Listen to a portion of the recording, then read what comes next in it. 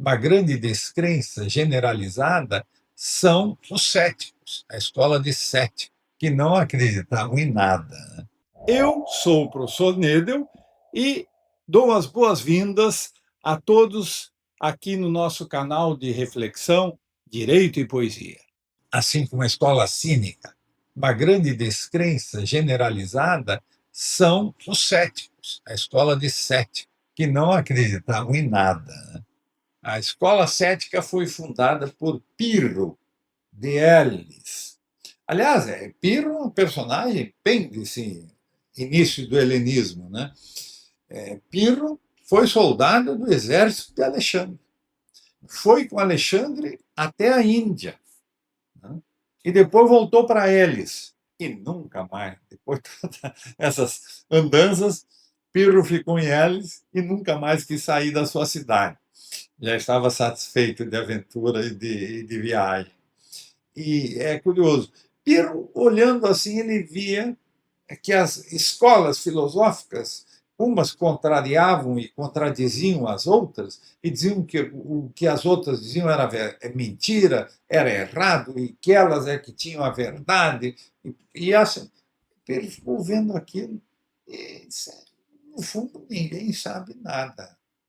Então, Pirro desenvolve a originalidade, então, que pode dizer, da escola cética por ele fundada, é que ele instaurou a dúvida dogmática. Ninguém sabe, ninguém pode saber coisa nenhuma, né? Essa, então, vejam vocês, são os principais, digamos assim, as principais orientações da escola cética fundada por Pirro.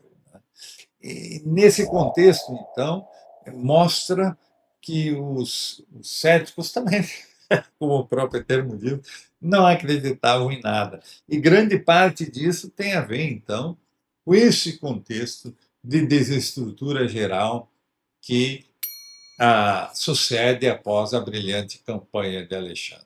Outra escola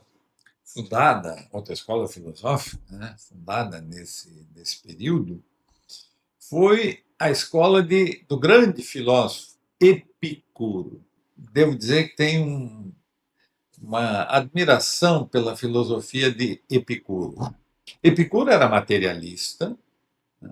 Teve grande influência de Diógenes e também não acreditava nas instituições. Ele orientava seus discípulos a que não se envolvessem com a política. Se envolver com a política significava estragar a vida. Mesmo que, se não fossem agredidos, atacados, eles perderiam a paz, que é a coisa mais importante na vida. E por isso, então, ele orientava os seus discípulos a não se envolverem com a política.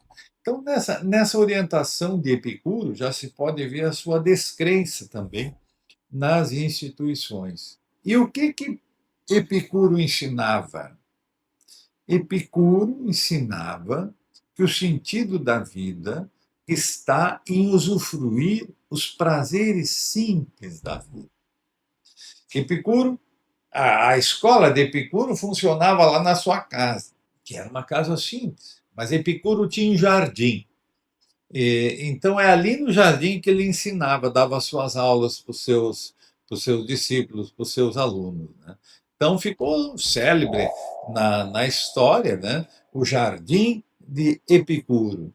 Então, a vida abençoada para Epicuro era uma vida sabedoria, a compreensão e usufruir os prazeres simples da vida, né? Certa feita, num texto, Epicuro ganhou um pedaço de queijo de um discípulo, e aí ele descreve o grande prazer que foi poder comer aquele pedaço de queijo. Então, Epicuro buscava ensinar que o sentido da vida está nos prazeres simples da vida. Como comer um pedaço de queijo, comer um pedaço de pão, poder ver um jardim, a beleza das flores e tal, ver a beleza da natureza.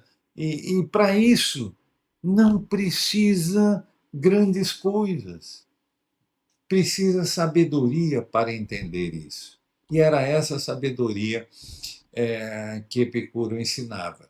Então, a filosofia de Epicuro e a filosofia para Epicuro não era aquelas coisas complexas dos exercícios de Platão, aquela matemática, aquela... Não. A filosofia para Epicuro era ter o bom senso para captar e entender os prazeres simples da vida, que estão ao acesso de qualquer pessoa. Esse era, então, o ensinamento de Epicuro.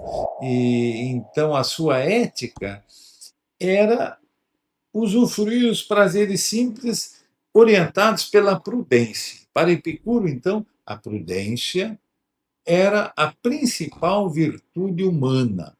E é justamente o saber prudencial é que deveria, digamos assim, abrir os olhos das pessoas para os prazeres simples da vida. E aí então estava o segredo de uma vida plena e abençoada. Né? Quer dizer, então Epicuro pensava, já que não dá para fazer um bom estado, já que não a felicidade nesse mundo mau e infeliz não é possível, então nós podemos salvar a nossa própria alma e descrever dissociado da política e das instituições, como um Epicuro, no seu jardinzinho ali da sua casa, nós podemos sabiamente vivenciar os prazeres simples da vida. Ali está o segredo. Então, essa é, digamos assim, a grande sabedoria de Epicuro. Um grande sábio, chegou poucos textos até nós de Epicuro. Em Roma teve um discípulo dele importante, que foi o poeta Lucrécio, que deixou um poema, o poema da natureza, um poema com alguma relevância, onde Lucrécio tenta, então, descrever em versos a sabedoria da filosofia de Epicuro. Epicuro realmente, então, um notável pensador. Mas dá para ver que Epicuro, assim como Diógenes, assim como Pirro, ele também não acredita nas instituições e não deixa de ser, digamos assim, um fruto daquele momento histórico, né? Um fruto da crise desagregadora do início do helenismo. Uma outra escola desse período que vai ter uma relevância maior e vai se estender por vários séculos. E ela nasce também em Atenas por um pensador que é Zenon de Chipre. Zenon nasceu na cidade de Chipre, na ilha de Chipre, né? Mas foi com sua família para Atenas e lá ele descobriu o encanto de estudar filosofia. Ele foi contemporâneo de Epicuro. Ele e alguns outros jovens pensadores andavam no pórtico de Atenas, chamada Estoa, e lá eles andavam caminhando e refletindo e tal, e por isso foram chamados de estoicos, em razão de filosofarem na Estoa. Então, Zenon é o líder da escola dos estoicos e também um pensador materialista. Né?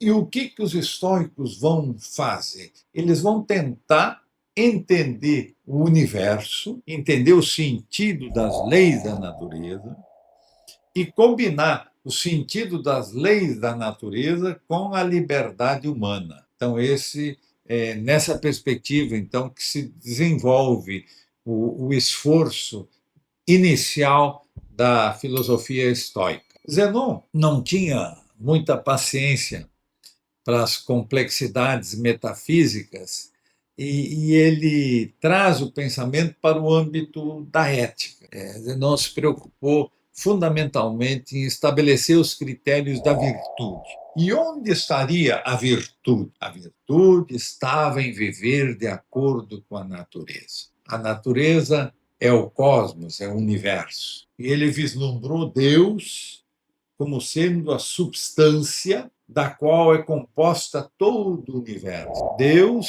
é essencialmente bom e esta ordem universal que Deus determina ela é uma ordem essencial e boa. Então, ela produziu e deu aos homens a razão, né? Então, nós seres humanos, a natureza humana é vivermos de acordo com a natureza. Aliás, o filósofo Epícteto, que é um escravo, depois, mais adiante, nós vamos refletir um pouco como o estoicismo se desenvolve em Roma, né? Vai ter o imperador Marco Aurélio, que é um filósofo estoico, e também o escravo Epícteto, que era um escravo de origem grega, também um importante pensador estoico. E Epícteto diz: Deus deu a cada ser um papel no imenso teatro do cosmos. Então, o que nós devemos fazer, cada um, é cumprir o papel que Deus determinou da melhor forma possível. Então, os seres humanos ganharam a razão, a recta razão. E a recta razão nos determina que devemos viver de acordo com a natureza. Então, para o estoicismo, o bem é viver de acordo com a natureza, com aquilo que a natureza determinou a cada ser humano, né? Então, livremente e racionalmente, nós devemos nos integrarmos no cosmos, na natureza, e seguir a orientação da natureza. E então esse é o sumo bem, dirá também o imperador Marco Aurélio. O bem é agir de acordo com a natureza. E agir de acordo com a natureza para o ser humano é agir livremente, agir racionalmente. Então é a nossa vontade. Os estoicos eles vão enfatizar que a liberdade é a coisa mais importante. E por isso o nosso agir é fruto da nossa vontade. Então, tudo que nós fizemos é fruto da nossa vontade, é fruto da nossa liberdade. E para que a gente tenha êxito na vida e que as coisas vão bem, é a razão, a recta razão, é que deve orientar a nossa vida.